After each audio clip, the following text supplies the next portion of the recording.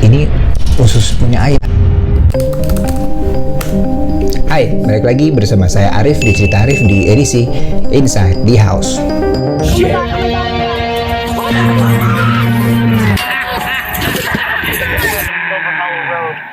Untuk episode Inside the House kali ini kita akan membahas cerita-cerita urban legend yang dulu pernah terjadi dan sampai dengan hari ini masih menjadi topik pembicaraan orang banyak. Nah, kayak apa sih urban legend yang saya maksud? Mari kita sama-sama saksikan videonya satu persatu.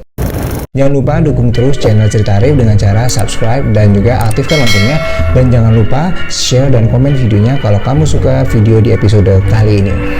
Seberapa banyak sih dari kalian yang percaya tentang tahayul atau mitos-mitos lah yang pernah diceritakan kepada kalian semasa kalian kecil? Siapapun itu yang menceritakan, intinya sampai dengan hari ini terngiang kepada kita. Ya entah akan menjadi sesuatu yang baik atau buruk, sampai dengan hari ini saya pun masih mendengar ada beberapa urban legend yang terjadi di sekitar kita. Salah satunya kita akan membahas urban legend yang terkenal di daerah Makassar. Di daerah Makassar itu, dari artikel yang udah saya cari nih, ada legenda yang bernama Sumiati. Terkenal sekali di era tahun 90-an. Asal mulanya gimana sih adanya sosok Sumiati itu? Jadi waktu itu ada sekelompok pemuda yang mengalami kesurupan di daerah hutan lindung di Karaenta,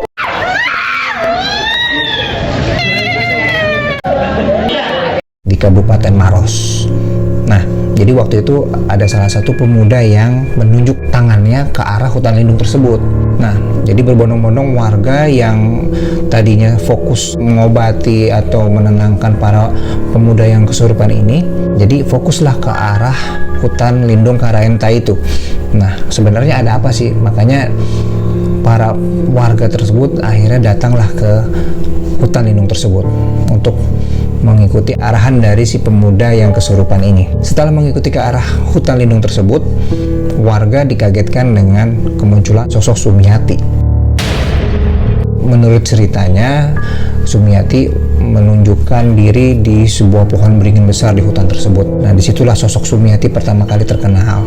Nah, sejak saat itu ada juga yang mengklaim sosok Sumiati tersebut suka muncul di taman, di pinggiran jalan, di tempat-tempat umum lah, tapi tengah malam. Uniknya hanya mengganggu para laki-laki supir angkot dan supir beca.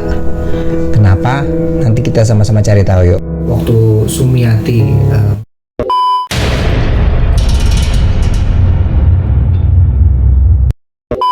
sedang seorang diri berjalan menuju rumahnya, Sumiati bertemu dengan segerombolan anak muda. Melihat para Sumiati yang cantik, para pemuda itu menggoda, mengganggu Sumiati yang sedang berjalan sendirian.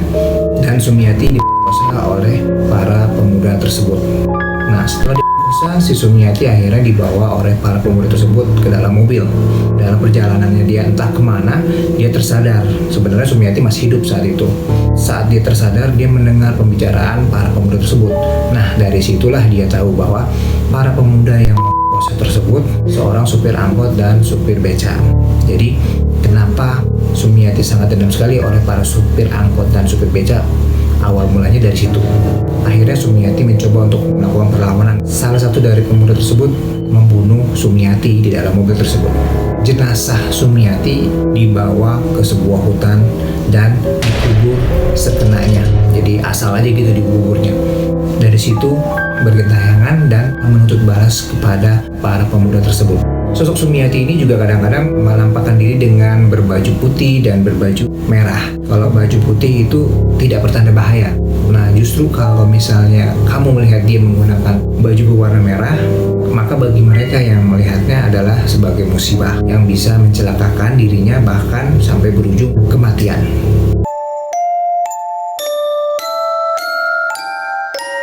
Beranjak dari sosok Sumiati, kita lanjut ke urban legend lainnya, yaitu El Silbon atau lelaki berpeluit. Nah, urban legend ini terkenal sekali di Llanos di Venezuela. El Silbon dia dulu adalah seorang anak petani sederhana, tinggal bersama kedua orang tuanya dan kakeknya. Dia adalah anak yang manja dan tidak peduli dengan orang lain.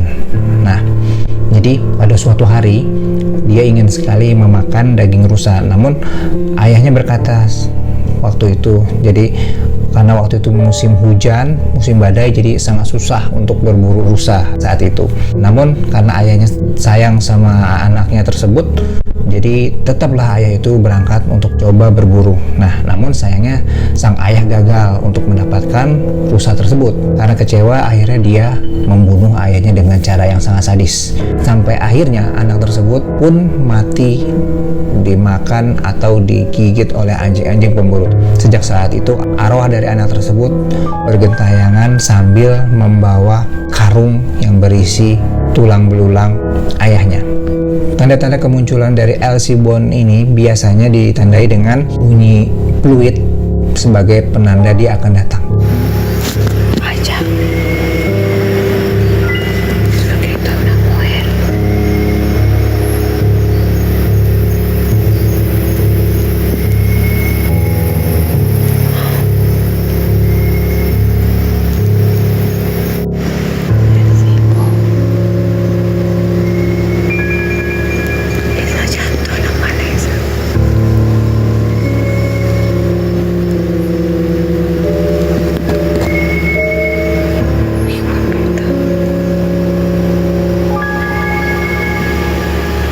Jadi kalau suara fluid tersebut terdengar sangat dekat, itu menandakan dia itu masih jauh, jadi tenang aja. Tetapi kalau suara fluidnya sangat kecil sekali atau mungkin sayup-sayup, nah di situ saatnya kamu lari, karena Elsie Bond pasti sudah ada di dekat kamu. Bagi para korbannya yang tidak menyadari kehadirannya, sudah pasti si korban tersebut akan mati. Tetapi kalau dia menyadari akan kehadirannya dan ditambah lagi dia mengetahui kapan Elsie Bond itu pergi, si korban tersebut akan selamat. Kuchisake Onna atau gadis cantik si perobek mulut. Nah, udah pernah dengar belum urban legend ini? Terjadi di negara Jepang, sampai dengan hari ini masih suka menampakkan dirinya di suatu tempat di Jepang. Dia itu adalah sosok wanita yang sangat cantik, tetapi kalau dia menampakkan wujud aslinya, pasti orang-orang bakal menjerit melihatnya. Mulutnya tuh kalau bisa dilihat nih robeknya kayak apa nih, kayak di gambar sebelah. Jadi dari sini robek sampai sini. Jadi dulu ceritanya, dia ini adalah seorang gadis cantik yang menikah dengan seorang samurai.